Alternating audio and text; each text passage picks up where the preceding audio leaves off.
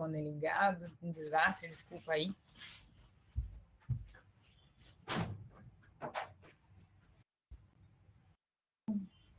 Desastre. Tomara ninguém tenha escutado o desastre da minha casa. Se escutaram, desculpem. Dermatite seborreica. Se escutaram, finja que não escutaram. Então tá. Dermatite seborreica ou eczema seborreico. Alguém conhece? Alguém já ouviu falar? Dermatite seborreica?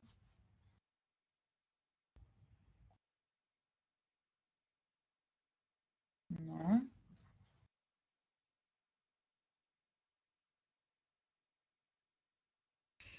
Bom, se o nome é dermatite, tudo que termina com it tem inflamação, né? Pancreatite, hepatite. Tudo que é tite é inflamação. Itis, né? Então, dermatite é uma inflamação da pele. E seborreica, porque tem implicância das glândulas sebáceas. E geralmente as lesões da dermatite seborreica tienen un aspecto de sebo, tienen un aspecto untuoso, un aspecto seboso, ¿sí? Entonces, dermatitis seborreica es una inflamación de la piel con un aspecto grasoso y que tiene implicancia, que en su patogenia tienen implicancia de las glándulas sebáceas, ¿sí? Algunas literaturas lo mencionan con el nombre de eczema seborreico, por eso pongo así. Pero nosotros le vamos a estudiar como dermatitis seborreica. Para empezar, ¿qué es la dermatitis seborreica? También es una dermatosis crónica de carácter constitucional. ¿Por qué decimos de carácter constitucional? Prácticamente no se considera una enfermedad la dermatitis seborreica. Así como el acné en el adolescente hace parte del proceso fisiológico de ese cuerpo, ¿sí? Ese adolescente que tiene acné no tiene un exceso de hormonas ni un exceso de sebo, sino que hace parte de su constitución, ¿ok? Y lo mismo la dermatitis seborreica, la mayoría de las veces es de carácter constitucional, hace parte del tipo de piel de una persona. ¿Y qué podemos ver en la dermatitis seborreica? Zonas de enrojecimiento y descamación con lesiones papuloescamosas. La parte donde vamos a encontrar preferencialmente las lesiones de dermatitis seborreica son en regiones ricas en glándulas sebáceas. Y es donde vemos aquí esta fotito. Entonces, cuando pensamos en un paciente que va a tener dermatitis seborreica, vamos a mirarle entre cejos la zona de las mejillas que está bien adyacente a la nariz, y ahí el surco nasogeniano se llama este pliegue entre la nariz y la mejilla, y la zona del mentón. ¿Okay? Esas son las zonas preferenciales de afectación de la dermatitis seborreica.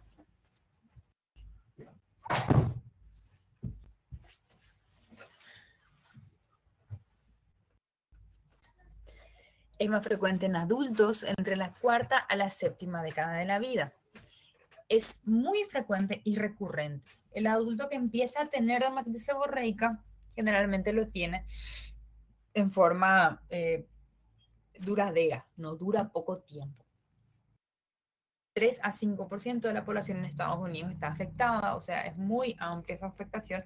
¿Por qué hablo de Estados Unidos? Porque solamente allá ellos tienen esos datos. Acá en Latinoamérica nadie tiene un registro de los pacientes con dermatitis seborreica porque se considera algo muy superficial, ¿verdad? Por eso tenemos que usar los datos de ellos de referencia. Hay una franca predisposición familiar. Si yo sospecho que alguien tiene dermatitis seborreica, tengo que hacer un interrogatorio preguntando por la familia, padres, hermanos, hijos, si alguien más tenía. Es más frecuente en hombres, está presente en todas las razas, no tiene discriminación de etnia, esta dermatosis, y es muy frecuente en la población portadora de HIV. 85% de los pacientes con HIV presentan dermatitis seborreica. Entonces, así un resumencito. ¿Qué es la dermatitis seborreica? Es una enfermedad eritematoso-descamativa crónica. ¿Qué partes del cuerpo afecta? Puede afectar principalmente cabeza, cuero cabelludo y rostro. En menor proporción también puede afectar la región anterior del tórax y los pliegues, acá de la región inguinal. ¿Qué vamos a ver del cuero cabelludo? Clásicamente vamos a ver un cuero cabelludo rojo y lleno de caspa. Eso sería un cuero cabelludo normal con una cantidad de sebo normal, y aquí el cuero cabelludo eritémato descamativo típico de la dermatitis seborreica. Esta afectación puede ser leve, moderada, severa y tiene dos formas clínicas clásicas. La dermatitis seborreica del lactante, que se da en niños menores de 1 año, y la dermatitis seborreica del adulto, que como dijimos es más frecuente a partir de la cuarta década de la vida, sería a partir de los 30 años aproximadamente. ¿Cuál es la causa de la dermatitis seborreica? No se sabe muy bien su etiopatogenia. Y así como todo lo que es desconocido, lo único que podemos hacer es describir los factores que sabemos que tienen alguna implicancia allí, pero todavía no se sabe la causa claramente definida. ¿Cuáles son los factores que intervienen en la etiopatogenia? Todo lo que está acá. En primer lugar, seborrea, el aspecto oleoso de la piel. Existen pacientes con seborrea y que no tienen dermatitis seborreica. Y también existen pacientes sin seborrea que sí tienen dermatitis seborreica. Entonces no es algo, no es la panacea, pero es para que exista dermatitis seborreica se cree que se necesita cierta cantidad de sebo, ¿sí? Seborrea. Disfunción de las glándulas sebáceas. Aparte de que haya más sebo o menos sebo, también se cree que estas personas producen un sebo distinto. Por eso hay una disfunción de las glándulas sebáceas. También hay interacción de factores microbianos, principalmente la relación de un hongo, que es la Malassezia furfur, con la microbiota cutánea. ¿Ustedes saben lo que es microbiota o microbioma?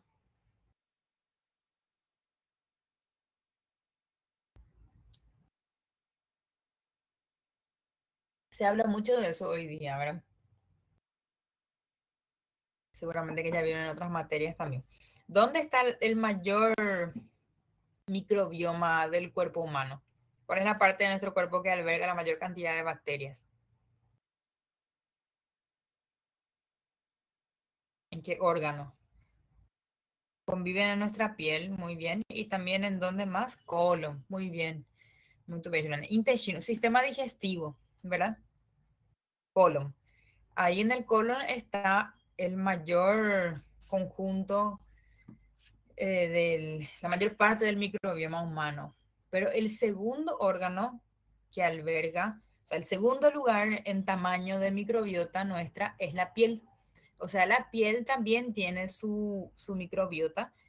Son hongos, son bacterias, son virus que conviven en armonía y que colaboran a la salud de nuestra piel. Pero cuando hay una alteración de esos factores, de esas bacterias, de esos microorganismos del microbioma, entonces hay enfermedad, ¿sí? Entonces hay factores microbianos implicados, como dije, el hongo Malassezia furfur en interacción con las bacterias propias de la piel. Hay también interacción de fármacos, se cree que el arsénico, la intoxicación por arsénico o por oro pueden generar dermatitis seborreica, también algunos medicamentos como la metildopa y la cimetidina. También cuadros neurológicos. ¿Por qué cuadros neurológicos? Porque recordemos que nuestras glándulas sebáceas tienen cierta parte de su secreción regulada por el sistema nervioso. Entonces, alteraciones neurológicas como Parkinson, poliomielitis, lesiones del trigémino estrés pueden generar alteración de la cantidad y de la composición del sebo. También factores físicos como calor y frío, humedad, el uso de calefacción, ropas que retienen sebo y sudor van a predisponer a esto. Una dieta con exceso de carbohidratos, la hiperproliferación, así como en el acné, que vimos que el epitelio folicular se prolifera demasiado. También puede ocurrir esto en la dermatitis seborreica. Y trastornos nutricionales, pacientes obesos, alcohólicos, con deficiencia de zinc y biotina, tienen predisposición a esta dermatosis. Y las inmunodeficiencias. Tiene mucho que ver la interacción. Bueno, tenemos sobre la piel sebo, tenemos sobre la piel hongos y bacterias. Este hongo, que es la Malassezia furfur, va a degradar el sebo de nuestra piel para poder alimentarse. En este proceso de degradación, él va a generar ácidos grasos libres que son irritantes para nuestra piel. Entonces nuestra piel va a reaccionar con un proceso inflamatorio. Y todo este proceso depende de la cantidad de sebo que tenga, de la cantidad de malacesia furfur que tenga mi piel y de mi capacidad de modular la respuesta inmune. Por eso que las inmunodeficiencias van a también generar estos cuadros más severos. Pero básicamente, si queremos resumir, podemos decir tres cosas. Hay hiperproliferación epidérmica. Siempre que haya hiperproliferación epidérmica, hay descamación, caspa, costras. Y se cree que esa hiperproliferación epidérmica puede estar inducida por malacesia furfur. La generación de ácidos grasos libres, la hiperproliferación epidérmica, todo eso lleva a una respuesta inflamatoria, que es lo dos. El número 2, hay vasodilatación y quimiotaxis de componentes inflamatorios. Y lo tercero es la formación de las escamas visibles, ¿sí? Entonces acá podemos resumir un poquito el proceso etiopatogénico de la dermatitis seborreica. Ya hablamos de la teoría, ahora vamos a la práctica, la clínica. ¿Qué vamos a ver sobre la piel de un paciente con dermatitis seborreica? Son placas delimitadas que pueden ser rosa amarillentas a marrón rojizas con escamas grasientas en forma de copos. Vos mirás esa escama y da la impresión de que es hecha de grasa luego. Escama untuosa también se describe. Puede haber vesícula y costra, pero es raro y esto es más debido a la irritación. Es más frecuente su aparición en épocas en que las glándulas sebáceas están más activas, como en los primeros meses de vida. Ahí tenemos la DS del lactante y en la pospubertad. Hay predilección por áreas ricas en glándulas sebáceas, como ya dije, cuero cabelludo, caras, oreja, región preesternal, interescapular, que es en la espalda, y en zonas intertriginosas, que ustedes ya saben lo que es zona intertriginosa, ¿verdad? Axilas, ingle. Tiene siempre un curso benigno. Difícilmente un paciente tenga una enfermedad grave por dermatitis seborreica, pero sí hay mucha afectación de la calidad de vida.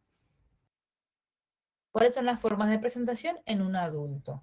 Tenemos la eczematis seborreica, que son lesiones aisladas, pequeñas, generalmente en el rostro. La dermatitis seborreica en placas ya se llama así cuando forma placas bien delimitadas. Voy a mostrar foto más adelante. La pitiriasis seca es la clásica, simple y famosa caspa. La caspa, el cuero cabelludo, es una forma de dermatitis seborreica, ¿sí? Que se llama pitiriasis seca.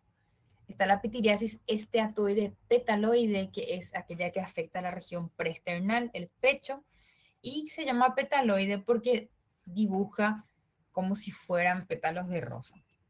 Así se ve. Vamos a ver más adelante. La pitiriasiforme, que remedia una pitiriasis rosada.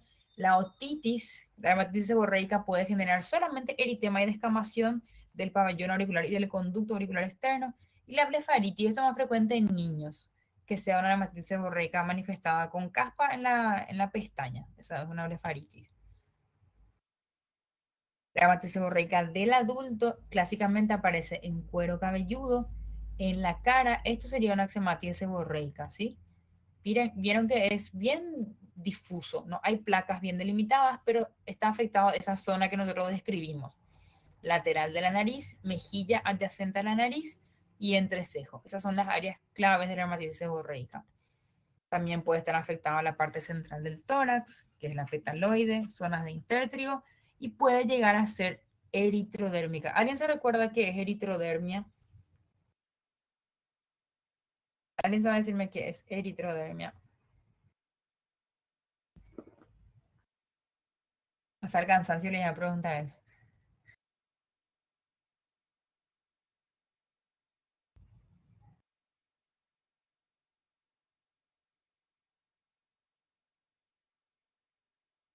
Eritema y descamación, ¿en dónde? Ya pone.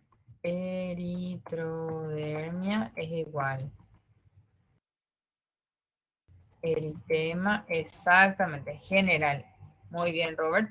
Pero más específico que eso, no en la dermis, es en la epidermis. Eritema y descamación generalizado, pero se habla de un porcentaje, ¿sí? Eritema y descamación, olvídense de la dermis, estamos hablando de la piel, lo que vemos hacia arriba, ¿sí? Que es la epidermis. Eritema y descamación en más de cierto porcentaje de la superficie corporal. Robert chuta. Si es general, podemos decir que es un gran porcentaje de la superficie corporal afectada, ¿verdad? 90%. Ahí está. 90% de la superficie corporal. Tienen que saber, ¿sí? ¿Qué significa eritrodermia? Que un paciente está rojo y se está pelando. Está eritematoso y descamativo en una gran superficie del cuerpo, que tiene que ser más del 90% para llamarse eritrodermia, ¿sí? Bueno, ya no se van a olvidar los que atendieron que es eritrodermia. Entonces, pacientes que se presentan así, todito rojo y descamándose, pueden ser varias cosas. Ese es un capítulo aparte. Pero la dermatitis seborreica puede ser una de las causas de eritrodermia, aunque es raro. Vamos a ver qué es lo que es frecuente en dermatitis seborreica. Muy frecuente la dermatitis seborreica del cuero cabelludo. De las 36 personas que están conectadas, por lo menos 15 han de tener caspa o tuvieron caspa alguna vez en la vida. Les cuento que lo que tienen es dermatitis seborreica del cuero cabelludo, que se llama pityriasis capitis. Generalmente, la pityriasis capitis hay descamación sin inflamación. Entonces, una caspa fina, blanca, puede ser seca o puede ser grasienta, pero sin eritema. No está rojo el cuero cabelludo. Suele ser molestoso porque cae sobre las hojas y es muy frecuente. La caspa o pityriasis capitis se considera una forma leve de dermatitis seborreica. Y es la simple caspa, ¿verdad? Podemos ver allá en el fondo el cuero cabelludo está normal, no hay eritema, pero sí hay abundante caspa, que en este caso es caspa blanca, no es ni siquiera grasienta. Pityriasis capitis, cuero cabelludo prácticamente normal, pero numerosos puntos blanquecinos que corresponden a epidermis descamada que se va pegando por el resto del cabello. Avanzando un poquito más, una dermatitis seborreica un poco más severa del cuero cabelludo es cuando ya hay inflamación, ya se empieza a poner rojo por la inflamación, empieza a picar, ya hay prurito. Generalmente el prurito es la picazón. La picazón comienza en las regiones parietales, ahí por encima de las orejas y en el vértex, allá en la nuca y un poquito más arriba. Generalmente tiene un patrón difuso, o sea, afecta a todo el cuero cabelludo por igual. Y suele haber eritema y descamación en la región frontal que llega hasta la línea del pelo o más allá. Y la picazón puede ser leve o intensa. Vamos a ver eso en fotos. Dermatitis seborreica, el cuero cabelludo, ¿vieron la diferencia? El otro era un cuero cabelludo blanco con escamitas blancas. Acá ya es rojo en el fondo y las escamas ya toman un aspecto más grasiento, más untuoso, un aspecto más amarillento. La dermatitis seborreica del cuero cabelludo, como les dije, toda esta rojez, este eritema y descamación pueden avanzar hacia la frente. No respeta la línea de implantación del cuero cabelludo. Hay otras afectaciones que pueden dar cosas similares, como la psoriasis, por ejemplo. La diferencia es que la psoriasis sí respeta la línea de implantación del cuero cabelludo. Si está avanzando así, probablemente no sea una psoriasis. El vitiligo o vitíligo puede también, sí, podríamos considerar un diagnóstico diferencial, pero en este caso lo que tiene es una hipopigmentación postinflamatoria. Siempre que la piel se inflama, puede generar un trastorno de la pigmentación. Puede hiperpigmentar quedándose marroncita o puede hipopigmentar quedándose más blanca. Este es el caso, ¿sí? Es una hipopigmentación postinflamatoria. No es un vitiligo, pero sí se puede confundir. Podemos llegar a confundirnos. Principalmente en personas de tez oscura, los fototipos altos, fototipo 4, 5, 6, cuando se inflama la piel, luego después se queda una mancha blanquecina, ¿sí? Pero esto es también dermatitis seborreica del cuero cabelludo, cuya inflamación avanza hacia la frente y como vemos acá, también afecta las cejas y los entrecejos. Más otro ejemplo, este sí es un paciente donde se ve bien el eritema, es bien rojo y descamativo. Esta ya sería una dermatitis seborreica en placas, porque ya forma placas bien delimitadas que avanzan hacia la frente. Y otra vez vemos acá afectación de las cejas y del entrecejo. Tiene también acá su rojez en las mejillas. Ya vimos la pityriasis capitis, que es la caspa seca. Ya vimos la dermatitis seborreica del cuero cabelludo, que es la caspa grasienta. e inflamada. Y ahora pasamos a la cara. La DS, voy a decir DS nomás ya, DS, dermatitis seborreica. La DS en el rostro siempre tiene lesiones simétricas. Difícilmente voy a tener de un solo lado, ¿sí? Afecta la frente, entre cejas, párpado superior, pliegues nasolabiales, secciones laterales de la nariz, detrás de las orejas, el cuello y puede generar una inflamación, una otitis externa no purulenta.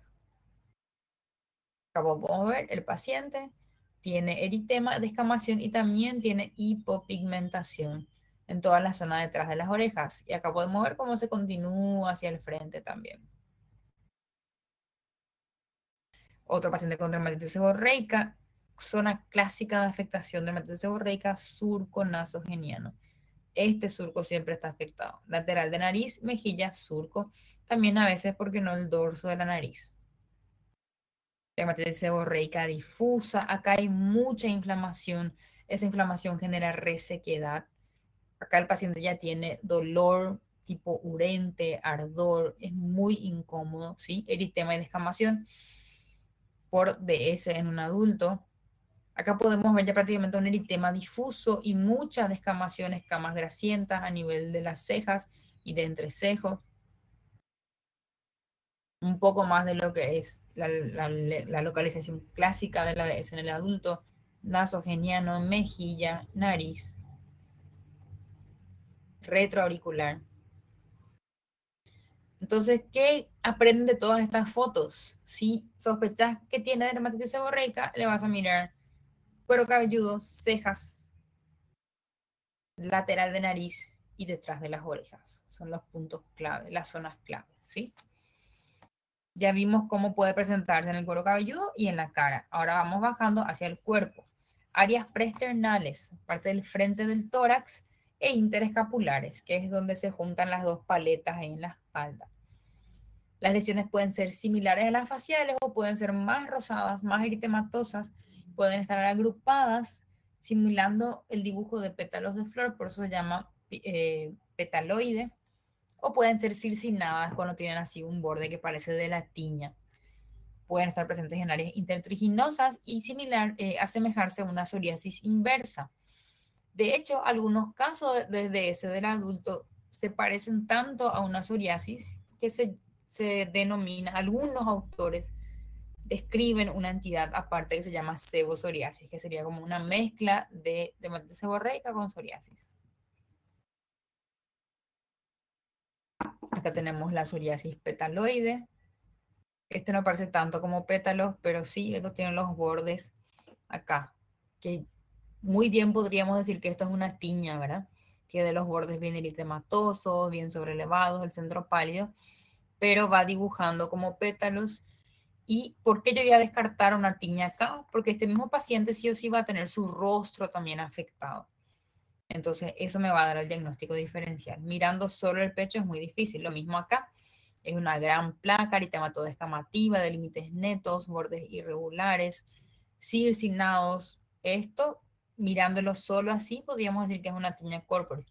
Pero si esta chica tiene el rostro con afectación característica de dermatitis seborreica, entonces podemos decir que esto es parte de su dermatitis seborreica. La DS del adulto empeora cuando se irrita, generalmente por la aplicación de agentes tópicos. Muchas veces se ponen cremas que son ricas en alcoholes, otro tipo de sustancias en aerosoles, generan más irritación. Por ejemplo, un paciente con dermatitis seborreica que está bien controlado, se pone un perfume que le irrita la piel, entonces ahí brota. O se pone un protector solar que le irrita, entonces brota. ¿Okay? Otra cosa que empeora la DS del adulto es la exposición al sol, estar mucho tiempo bajo el sol, y también cuadros infecciosos sistémicos que generen fiebre. Por ejemplo, tiene dengue, tiene COVID, tiene un cuadro de diarrea, entonces todo esto puede generar un empeoramiento de las lesiones dermatitis seborreica, el estrés también. Entonces, ¿cuáles son los puntos claves de la DS del adulto? Para recordar que es crónica y que es recidivante. ¿Por qué? Tiene que ver con la constitución de la piel del paciente. Entonces, nosotros no podemos cambiarle la genética. Lo que vamos a hacer es tratar de hacer un tratamiento de mantenimiento para ir interviniendo en esos factores etiopatogénicos para evitar los brotes severos. Nunca hay signos sistémicos, el paciente siempre está en buen estado general, pero si tenemos una ADS muy diseminada, o sea, muy severa, sí o sí tenemos que pensar en HIV, en enfermedad de Parkinson o en pacientes que están usando corticoides orales hace mucho tiempo. Pacientes con Parkinson, como les había explicado antes, por difusión de la regulación neuronal, de la regulación nerviosa de las glándulas sebáceas, pueden tener DS muy exacerbada, así como los pacientes con disfunción inmune por ser portadores del virus del HIV, hacen dermatitis seborreica muy exuberantes. Terminamos entonces de hablar del adulto. Dijimos que afecta cuero cabelludo, puede afectar tronco, rostro, pliegues. ¿Cómo aparece esta entidad en el lactante? Generalmente aparece desde una semana después del nacimiento. Importante cuando tenemos una lesión en un bebé preguntar cuándo apareció la lesión. Si apareció al momento del nacimiento, probablemente no sea dermatitis seborreica. Sí, con los pacientes con Parkinson suelen tener muy frecuentemente eso. Persiste varios meses la DS del lactante. Características son las escamas grasientas adheridas al vértex que se extienden a todo el cuero cabelludo, la famosa costra láctea. Es muy frecuente que los bebecitos nazcan con una cáscara o una costra pegada al cuero cabelludo. Eso es dermatitis seborreica lactante. En algunos casos hay marcada inflamación y secreción acompañando. ¿Cuáles son las formas clínicas? Vimos que el adulto puede presentarse como pitiriasis capitis, DS del cuero cabelludo, DS corporal. Y en el lactante tenemos la costra láctea, la dermatitis seborreica infantil, la falsa tiña miantácea y la eritrodermia descamativa de Leiner-Musso. Son las 4 formas en las que se puede presentar una DS en el lactante. La costra láctea es lo más frecuente. Aparece entre la semana a los 15 días de vida. Hay una placa descamativa formada por escamas grasientas. Tiene un aspecto de grasa, luego esto es amarillento, ¿sí? Y son bien adherentes. Es difícil de quitar. La base del cuero cabelludo está eritematosa. Y es más frecuente en la región del vértex, acá en el topo de la cabeza, y a veces en la región frontal.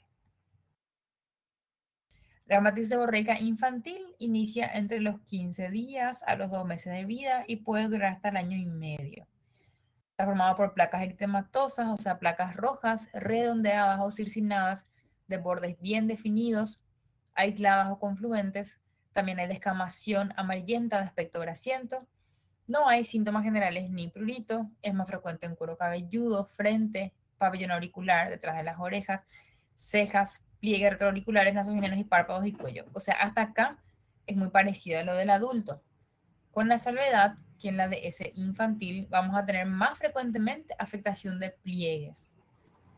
En el adulto no vamos a ver esto tan diseminado, ¿sí? Entonces, afectación de pliegues, glúteos, puede ser una DS del lactante. Acá podemos ver, así como en el adulto también puede afectar la parte del pecho, la región preesternal, haciendo lesiones eritematoidescamativas, que tiene un aspecto de pétalos también. Afectación de pliegues. En el adulto se puede ver, pero en el niño es mucho más frecuente ver axilas y pliegues inguinales afectados por la DS. Otra forma clínica de dermatitis seborreica en el lactante es la falsa tiña miantácea. Esto no es un lactante, ¿verdad? Pero se puede ver a sí mismo. Es formado por gruesas escamas o costras en cuero cabelludo, que son generalmente blanco-grisácea y al despegarse dejan zonas húmedas. Esto tiene que ver con una falta de higiene. O sea, pacientes con dermatitis seborreica, con pitiriasis capitis, que no hacen un correcto lavado, no se extraen correctamente las costras, entonces se van acumulando. Y la enfermedad de Leiner-Musso es una forma grave, es la única forma severa, la única forma grave de dermatitis seborreica. Aparece en lactantes, en niños de 2 a 4 meses de edad. El paciente se presenta con una eritrodermia, eritema y descamación en más del 90% de la superficie corporal, también se encuentra anémico, con diarrea, vómitos, fiebre. Se considera un estado de inmunosupresión y tiene que ver con un déficit congénito de C5, de complemento 5. El diagnóstico es clínico, no hay otro test que nos vaya a ayudar, pero sí es una enfermedad rara y grave que tiene que ver con una condición genética, que este bebé tiene una predisposición muy intensa a la inflamación por todos los factores que ya vimos. Un bebé con enfermedad de Leiner, o sea, tiene eritema y descamación en más del 90% de la superficie corporal. ¿Qué podemos esperar de un bebé con DS? Que tenga un curso prolongado, vimos que puede llegar hasta los 18 meses, incluso hasta los 2 años de vida, que puede cursar con remisiones y exacerbaciones. Y también decirle a la mamá que los bebés con DS no tienen mayor riesgo de tener DS de adulto. O sea, no es que porque tuvo de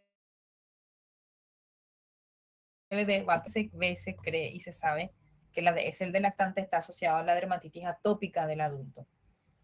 Pero eso ya es capítulo para otra clase, ya es tema para otra clase.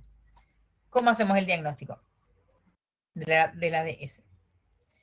Como todo en esta vida de medicina, comienza por una buena historia clínica y un buen examen físico. Vamos allá a buscar las lesiones en los lugares que sabemos que vamos a encontrar si es dermatitis seborreica. Esos lugares del rostro y de la cabeza que ustedes ya saben porque ya dijimos varias veces. Si es que yo estoy dudando todavía, puedo respaldarme en los laboratorios. ¿Sí? Lo que más me va a ayudar es un raspado micológico. Asimismo, como se pide si se sospecha que es una tiña, se raspa esa lesión, se pone sobre una lámina, se tiñe con KOH, hidróxido de potasio, y se mira al microscopio y se hace un conteo de la cantidad de malacesia furfur que tiene el paciente. Si es que viene gran cantidad de malacesia, entonces apoya mi diagnóstico de DS. Y la biopsia tampoco es contundente, pero puede ayudar. Yo no voy a pedir esto siempre, solamente cuando hay duda diagnóstica, cuando hay lesiones muy persistentes, o sea, cuando hay mala respuesta al tratamiento. La anatomía patológica no es necesaria, se ve una dermatitis espongiótica y se ven también los hongos en la capa córnea. Pero como les dije, no es determinante ni tampoco obligatoria. Bueno, sospechamos que es una dermatitis seborreica, pero ¿qué otras cosas también tenemos que diferenciar? Esto en el lactante es muy importante. Si hay un bebé que está así todo rojo, puede ser DS, pero puede ser también, ¿qué cosa? Dermatitis atópica, dermatitis irritativa del pañal o psoriasis. Puede ser también todo el resto de la lista que está ahí, pero los 3 primeros es lo que más tienen que saber. Paciente con dermatitis atópica, sí, podemos ver este eritema en la mejilla, eritema y descamación en los pliegues. Acá, por ejemplo, no es común de la dermatitis seborreica. Numerosas placas eritematosas, muchas de ellas están blanquecinas. Esta es la hipopigmentación residual que les dije. Entonces, este es un bebé con dermatitis atópica que podría muy bien confundirse con una dermatitis seborreica. Diagnóstico diferencial del adulto cuando hablamos de afectación del cuero cabelludo. Podría ser DS, pero ¿qué más puede ser? Puede ser una psoriasis. Incluso puede existir junto la psoriasis con la dermatitis seborreica. ¿Cuál es la diferencia? En la psoriasis las escamas son más gruesas, son más blancas, más plateadas, no son tan amarillento grasientas como la dermatitis seborreica. No pica tanto. La dermatitis seborreica pica muchísimo. La psoriasis no pica nada o pica poco. Y en la psoriasis también hay afectación de las uñas y mucha afectación de codos y rodillas, que son los puntos claves de la psoriasis, como vamos a ver en esa clase. También se puede confundir con atopía. La diferencia es que ahí va a haber una descamación seca y el pelo es seco, no hay mucha grasa, mucho sebo.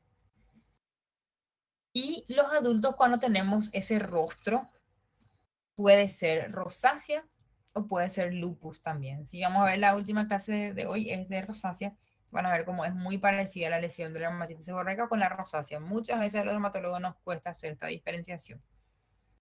Y no tenemos que olvidarnos del lupus, que puede ser sistémico o crónico y puede simular estas lesiones. Otros diagnósticos diferenciales a considerar en el adulto son la pitiliasis rosada, la psoriasis en gota, el lupus eritematoso cutáneo subagudo. Si es en zona intertriginosa, ya en el pliegue entre las piernas, podemos pensar en eritrasma, psoriasis inversa, dermatitis intertriginosa, histocitosis candidiasis, que ya vimos.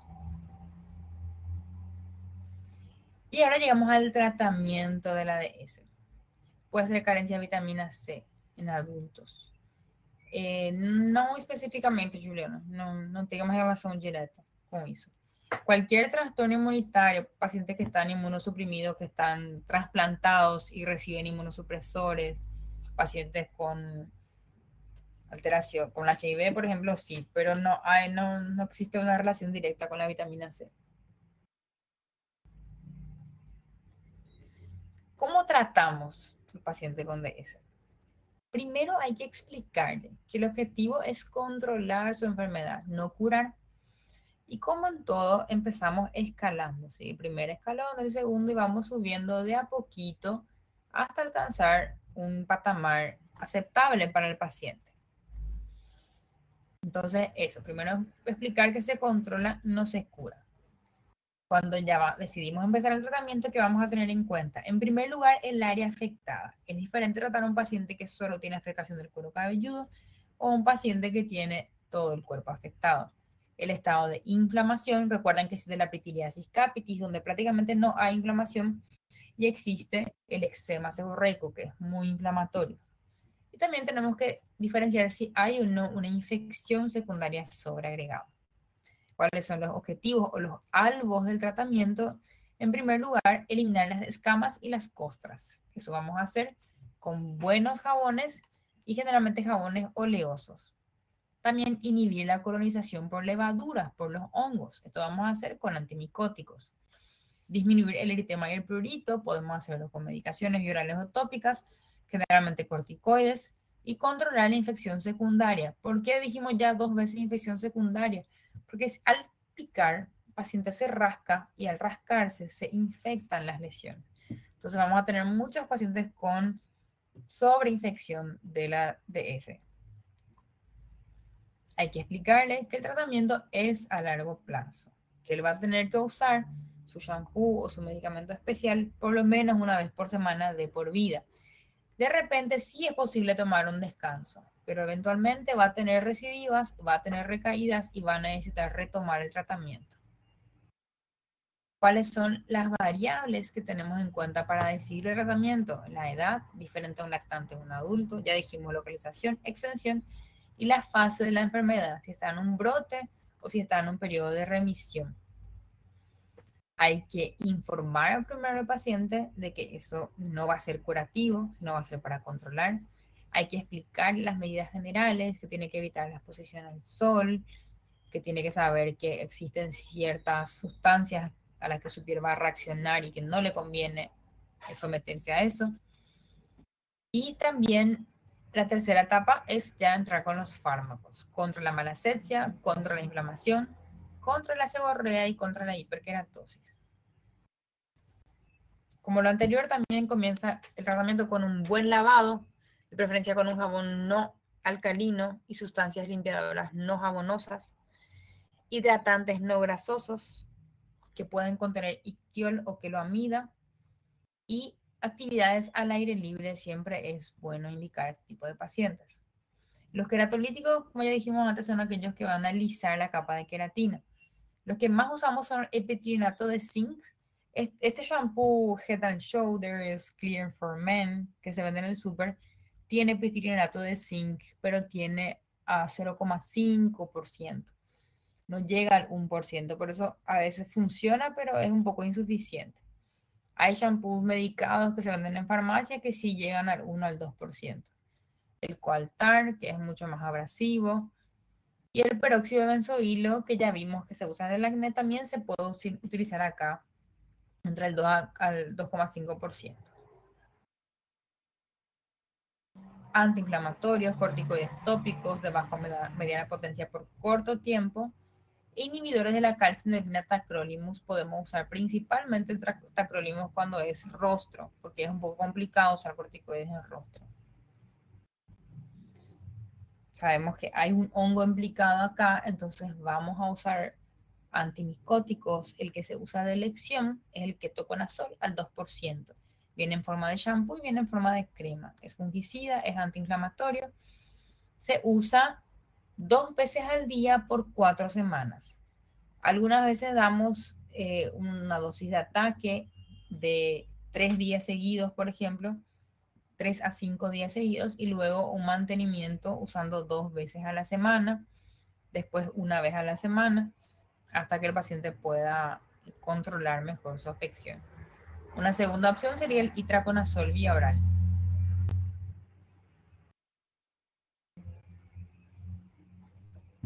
Esperar la pregunta de Robert. Bueno, mientras escribe, en caso que el paciente no mejoró con el shampoo, con el queratolítico, con el antimicótico, en casos refractarios, una última opción podría ser la isotretinoína. Es un tratamiento valioso, pero no está aprobado por la FDA para el ADS, pero podemos utilizarlo en dosis reducidas o muy reducidas. Vimos que allá en el acné la dosis era de 0,5 a 1 miligramo kilopeso día. Acá en la dermatitis seborreica usamos dosis mucho menores, más o menos 10 miligramos durante 3 a 5 días por semana, no se usa todos los días. Se usa shampoo, sí, shampoo de ketoconazol, ¿verdad? Eumicel shampoo se llama el shampoo que... En realidad, shampoo neutro, não, Juliana. Temos que lembrar que a gente escuta falar neutro e a gente acha que por ser neutro é bom ou é hipoalergênico. Neutro não é a mesma coisa que hipoalergênico. Lembrem que a escala de pH, que vai do 1 ao 14, do 1 ao 7 temos um pH ácido, do 7 ao 14 um pH básico e o 7 seria um pH neutro. O pH da pele é ao redor de 4,8, 4,9. Então, o pH da nossa pele é ácido, ele não é neutro. Então, a gente tem que usar um shampoo que leve a uma homeostase. Também não se usa shampoo Johnson, porque ele sim é mais alcalino. O shampoo Johnson é um shampoo neutro. Por isso que ele é ideal para crianças, não para adultos, porque o nosso couro cabeludo é ácido, não é neutro. Tá? Esse é um erro muito comum. Mas, enfim, por isso que, inclusive, acidificar, usar ácido lático, inclusive até vinagre, assim, falando coloquialmente das receitas caseiras, ajuda, porque a gente, acidificando o couro cabeludo, leva ele para um pH fisiológico mais ideal. Então, não mandem usar shampoo Johnson, quem tem em adulto, sabe? Não conviene. Enfim, outra opção terapêutica é a fototerapia, para estos pacientes que tienen casos muy refractarios, recalcitrantes. ¿Qué hacemos con un bebé que viene con todo esto? Si quieren dejar preguntas, pueden dejar. Não, você pode fazer misturar um pouco de shampoo com vinagre e usar isso para lavar o cabelo. Deixar atuar um pouquinho. O shampoo com ketoconazol você pode usar uma vez por semana, uma vez cada 15 dias. Y otras veces usa o Head and Shoulders, que tiene picrilato de zinc. Y una vez por semana, una vez cada 15, también puede hacer la acidificación con shampoo mezclado con vinagre y dejar actuar más o menos unos 5 minutos. E vas a ver la diferença. Mas eu tenho de 6 em 6 meses já. Sim, então, depende muito. Hay personas que así, que tuvieron 1 o 2 veces en su vida y de repente pasan por un periodo de estrés o pasan por una enfermedad como COVID. Mucha gente tuvo brotes severos de dermatitis seborreica después de su COVID por la alteración del sistema inmune que se genera, ¿verdad? Entonces suele ser así, a veces es muy espaciado y de repente pasa algo que hace con que sea más frecuente. El estrés de la facultad de medicina, las clases, los exámenes de dermatología son muy estresantes. Se entiende, se entiende. Bueno, pasamos sin hablar. Dermatitis seborreica en el lactante. No tenemos que ser muy agresivos porque la piel del lactante, recuerden que es muy fina, es muy absorbente. Su cuerpo, su hígado todavía está aprendiendo recién a filtrar. Entonces, medidas simples. Generalmente baños y cremas hidratantes son suficientes. Si es muy severo, usamos ketoconazol, pero muy escasa cantidad. Corticoides tópicos de baja potencia, podemos usar hidrocortisona, mometasona, si es que hay mucha irritación. Champú suave, acá sí le podemos dar el champú Johnson. Y los aceites para quitar las costras son muy buenos. El aceite de bebé para quitar la costra látex. Se le pide nada más que le ponga el aceite por todo el cuero cabelludo, le haga un masajito, se deja actuar unos 20 minutos y después se lava con el champú.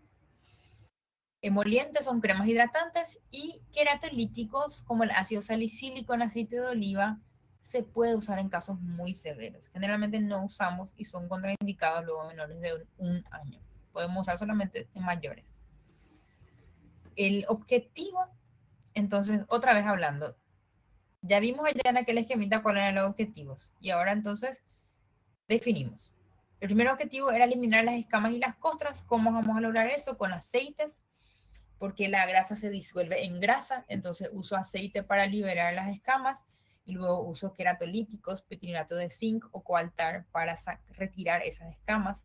Emolientes son hidratantes, que hidratando las escamas también es más fácil de retirarlas. Inhibir la colonización de levaduras, los azoles tópicos, ketoconazol. Si son casos muy recalcitrantes, por ejemplo, me decís, dejo de usar mi Omicel, mi ketoconazol shampoo 2 veces por semana y vuelve. Podemos hacer ciclos cortos de antimicóticos orales, itraconazol o terbinafina. Si queremos disminuir el enrojecimiento y la picazón, podemos utilizar por poco tiempo corticoides tópicos. Y siempre es importante controlar la infección secundaria. Explicarle al paciente que trate de no rascarse o que mantenga las uñas cortas y limpias, porque la infección viene por la contaminación que está debajo de las uñas, ¿sí? Y en caso de que haya infección, hacer ya antibióticos en forma precoz. Por último, solamente para recordarles que existe la combinación de psoriasis y dermatitis seborreica que se llama sebosoriasis, que es una diátesis psoriática en adultos que hace que la dermatitis seborreica evolucione a psoriasis. En cuero cabelludo, las lesiones son igualitas y la diferencia con la psoriasis en el cuerpo es que la psoriasis tiene límites netos, son más eritematosos y las escamas son más gruesas. Para que sepan que algunos autores hablan de la coexistencia de estos dos o de esta entidad mixta, ¿sí? Pero hasta acá llegamos entonces con dermatitis seborreica, tratamiento. Muchas gracias por su atención y nos queda todavía una clase. ¿Tienen tiempo de escuchar una clase más? Nadie tiene práctica de clínica médica o algo así.